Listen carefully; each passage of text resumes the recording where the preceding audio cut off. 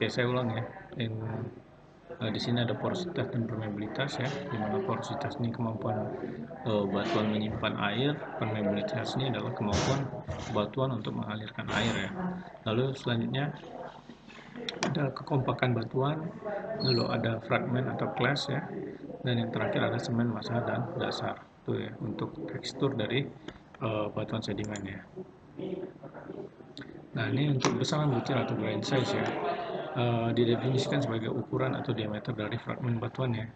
Skala pembatas yang dipakai adalah skala Wentworth, di mana kita mulai dari yang paling besar ya, besar dari 256 mm itu adalah kita kenal dengan namanya bongka atau boulder ya.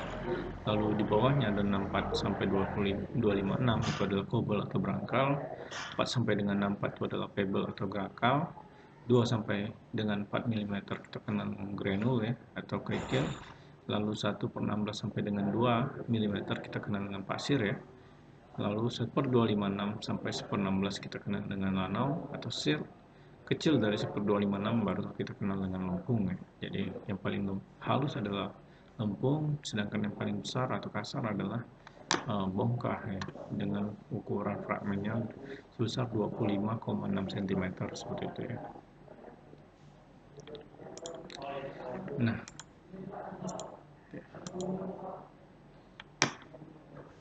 Nah, ini adalah penamaan dari batuan berdasarkan ukuran fragmennya ya. Jadi kalau ukurannya gravel ya, besar dari 2 mm atau besar dari besar dari ukuran pasir, kita kenal dengan konglomerat ataupun breksi ya. Nah, yang membedakannya kalau breksi itu dia kemundurannya dia cenderung menyudut atau anular, sedangkan konglomerat dia cenderung membundar. Lalu pasir ya, untuk ukuran size-nya adalah pasir ya. Ukuran size-nya adalah pasir ya, antara 1 sampai 2 1/16 sampai 2 mm. Nama batuannya adalah sandstone ya, atau batu pasir. Sedangkan untuk nama umumnya adalah silt mud clay ya, dimana size-nya adalah very fine grain ya. Ukurannya itu antara lanau sampai lempung ya. Jadi artinya ukurannya kecil dari 1/16. Itu ya. Nama penamaan batuannya adalah shell ataupun mudstone. Itu ya.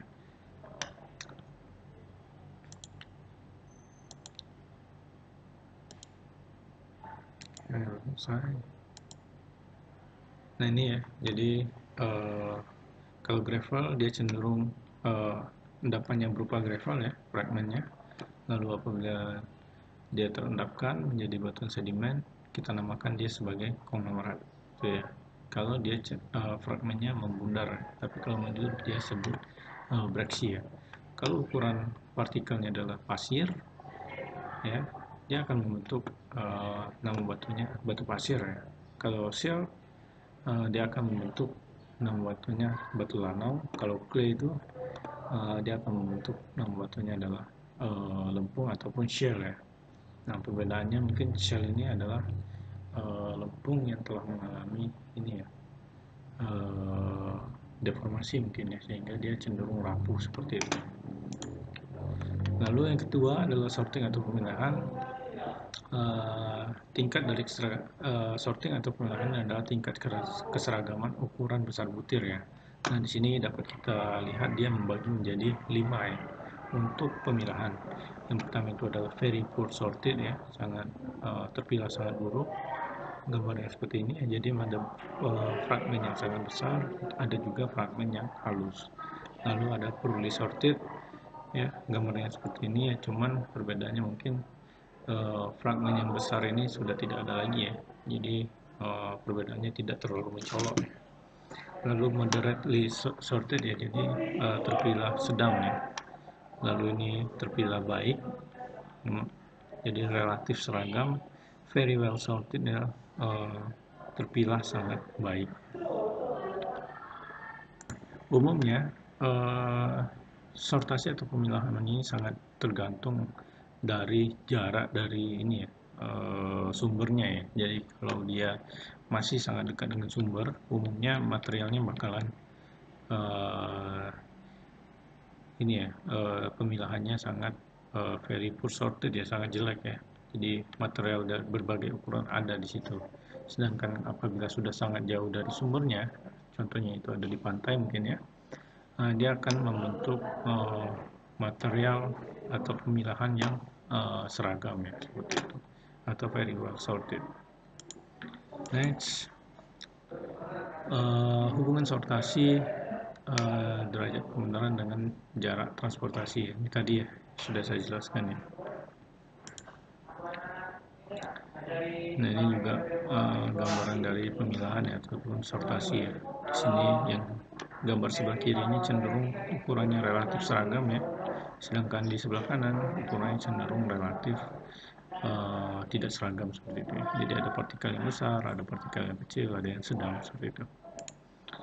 Lalu derajat kemundaran ya atau roundness. Jadi derajat pembundaran atau roundness ini adalah tingkat kelengkungan dari setiap tepi fragmen ataupun butirannya. Jadi tepinya ini ya, jadi semakin dia menjundut maka dia kita sebut sebagai angular ya, tapi kalau dia semakin membundar kita sebut dia sebagai rounded ya. Tapi di satu sisi dia membundar, di satu sisi dia menyundut, kita kenal dengan intermediate. Jadi pembagiannya ada 3. Next. Nah ini adalah bentuk butiran pasir ya. Jadi untuk menentukan pembundaran itu kita lihat adalah fragmennya ya, bukan matriksnya ataupun massa dasarnya ya. Jadi kalau batuan konglomerat yang teman-teman lihat adalah fragmennya ya, untuk mendeskripsikan batuannya, bukan si matriksnya. Nah kalau kita lihat yang sebelah kiri ini adalah gambar dari contoh dari rounded pembundaran yang menyudut ya, atau angular atau menyudut ya. Nah yang sebelah kanan adalah yang rounded seperti itu ya. Next. Nah ini adalah contoh dari batu pasir kuasa ya, dimana dia memiliki pembundaran yang baik ya atau rounded, dan juga pemilahan yang baik ya, terpilah dengan ukuran yang relatif seragam ya, seperti itu.